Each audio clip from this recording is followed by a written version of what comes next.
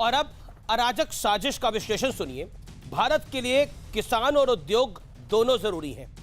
दोनों एक ही सिक्के के पहलू हैं। गाड़ी के ये चार पहिए हैं जो चलने जरूरी हैं।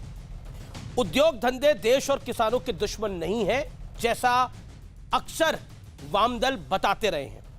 मोबाइल टावर पर निशाना समझ से परे है। सोचिए, बॉर्डर स्टेट के अंदर आप 1500 टावरों को तोड़ दें, नुकसान किसका है? ये आम आदमी का, उसके बच्चों का, उसके कारोबार का।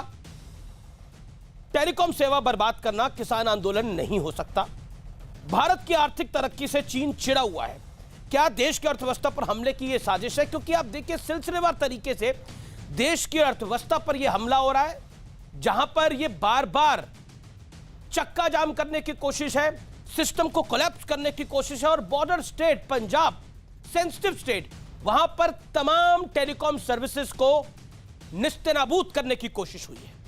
मेरे साथ बात करने के लिए आज की इस चर्चा में अखिलेश प्रताप सिंह, कांग्रेस के प्रवक्ता नेता, डॉक्टर संबित पात्रा, मणिपुर के प्रभारी, भारतीय जनता पार्टी के राष्ट्रीय प्रवक्ता, अध्यक्ष एमपीसीआई के, एसडीपीआई के तस्लीम रहमानी साहब, ब्रजेश सिंह हमारे सहयोगी और राजनीतिक विश्लेषक और जाने माने संघ के विचारक प्रोफेसर अवनीजेश अवस्थी। आप तमाम लोगों का अभिनंदन है। ब्रजेश सिंह, इस चर्चा की शुरुआत में आपसे करता हूं, 50 सेकंड का वक्त है।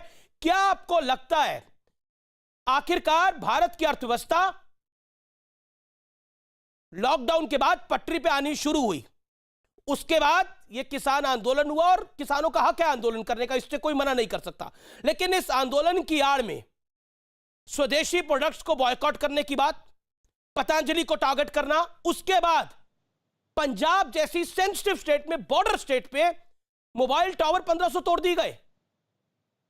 What is your take? Ramesh, निश्चित तौर पर ये एक पैटर्न है। आप ध्यान दें कि जिस तरीके से आंदोलन की बात हुई और उसको किस तरीके से सिलसिलेवार तरीके से उसको लगातार जो है सो उसमें फोर्स लाया गया, उसमें उसको हिंसक बनाया गया। और जाहिर है इसके पीछे मंशा कहीं भी सकारात्मक नहीं हो सकती। कोरोना के काल में आप आशंका जता रहे थे कि भारतीय अर्थव्यवस्था बैठ जाएगी। भारतीय अर्थव्यवस्था ने इतनी जोर से रिबाउंड किया, कई सारी कंपनियों ने बड़े बड़े जो इन्वेस्टमेंट अपनी तरफ खींचे, अर्थव्यवस्था पटरी पर लौटनी शुरू हुई। और उस दौर में एक तरह से प्लान्ड वे में इसको डिरेल करने की कोशिश की जा रही है, वो भी किसानों के नाम पर। आप ध्यान रखें कि किसान शांतिपूर्ण आंदोलन की बात करता है, लेकिन फिर ये हिंसा फैला कौन रहा है? ये एक पैटर्न है जिसमें कि आप इकोनॉमी के जो महत्वपूर्ण पहलू है उनको डैमेज कर रहे हैं और कहीं आप देश का भला नहीं कर रहे।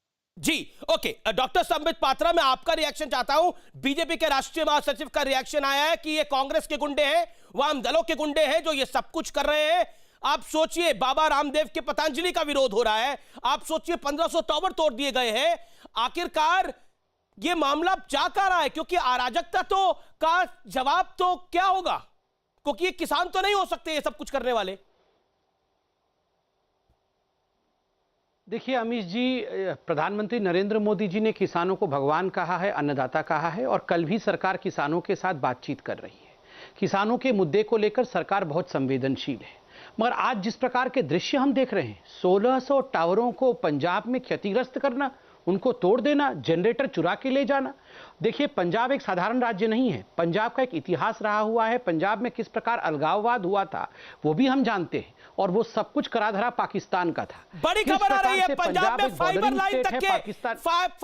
लाइन तक के तार जला दिए गए हैं, मोबाइल सेवाओं पर असर पड़ गया है और सिक्योरिटी फोर्सेस को भी मुश्किल हो रही है। इस समय की बड़ी ब्रेकिंग स्टोरी है। मैं आपको बता दूं, शांतिपूर्ण आंदोलन की अपील करी है कैप्टन अमरिंदर सिंह ने भी।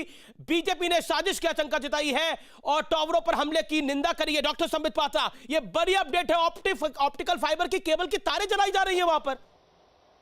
Punjab is a border state, what is happening? देखिए कहीं ना कहीं नेशनल सिक्योरिटी, राष्ट्रीय सुरक्षा के साथ खिलवाड़ करने की एक बहुत बड़ी साजिश है। पंजाब को जिस प्रकार से अलग करने की कोशिश हो रही है, कोई भी कम्युनिकेशन पंजाब के साथ ना हो सके। पंजाब के लोग राष्ट्रीय सुरक्षा को लेकर कभी खिलवाड़ नहीं करेंगे। ये कौन लोग हैं जो खिलवाड़ कर रहे हैं? आप बताइए, अगर पुलिस का सिस्टम डाउन हो जाता है, अगर मोबाइल वहां काम नहीं करता है, राष्ट्रीय सुरक्षा किस प्रकार बनी रहेगी? स्वाभाविक रूप से इसके पीछे एक बहुत बड़ा षड्यंत्र है। और जिस प्रकार से आप चीन के हाथ का भी आशंका कर रहे हैं, इसको नकारना उचित नहीं होगा। बिल्कुल इसके ऊपर चर्चा करनी होगी। और जहां तक कांग्रेस का सवाल है, अभी कांग्रेस के जो युवा मोर्चा के अध्यक्ष है, उन्होंने ट्वीट किया है और ट्वीट करके कहा है कि हां, ये एक फाइबर ऑप्टिक केबल